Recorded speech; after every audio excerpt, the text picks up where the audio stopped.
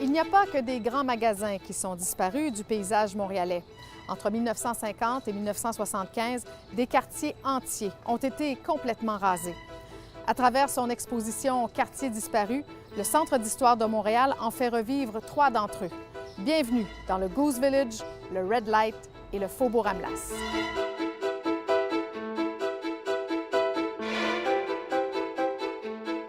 On se trouve ici dans un ancien tramway qui a été transformé en galerie photo, des photos absolument fascinantes qui proviennent des archives de la Ville de Montréal et qui d'ailleurs ont donné l'idée de cette exposition. Oui, effectivement, il y a une dizaine d'années, dans le cadre de la refonte de notre exposition permanente, le directeur Jean-François Leclerc du Centre d'histoire de Montréal est tombé un peu par hasard sur ce lot de photos-là, qui est à peu près au-dessus de 6000 photographies, des quartiers photographiés avant leur démolition.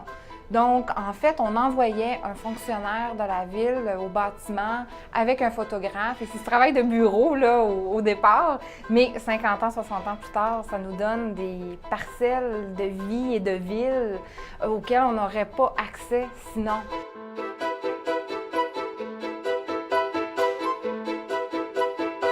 Pourquoi? La première réponse, c'est qu'on veut moderniser Montréal. Il faut se remettre en contexte. On est au sortir de la guerre, il y a des grands projets.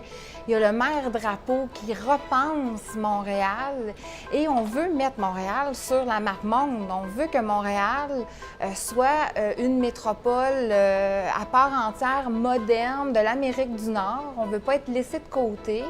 On veut prendre notre place au soleil et on se dit, bien, il faut moderniser la ville. Et moderniser la ville, ça veut dire qu'on a besoin de place pour des grands projets. Mais la population le souhaitait aussi. La société le souhaitait. On est dans la Révolution tranquille, en tout cas dans les premières années, on repense la société et on repense la ville à travers ça et on balance beaucoup de choses dans tout le processus, dont un patrimoine bâti. Il y avait des fois des portions quand on regarde les photos, on se rend compte que quand même c'était en mauvais état. Mais on prenait tout le carré, qu'il y ait du bon ou du moins bon. Pour nous, en fait, au Centre d'histoire, de plus en plus, ce qui nous anime, c'est d'aller collectionner la mémoire des Montréalais. Donc, les gens qui ont vécu les événements, de faire revivre les événements et dans un cas comme celui-là, faire revivre un quartier aujourd'hui disparu. C'est pas nécessairement dire est-ce que c'était bon ou est-ce que c'était mauvais. C'est un peu donner le pouls de la situation dans ces années-là, puis laisser les visiteurs choisir un peu est-ce qu'on aurait dû ou on n'aurait pas dû.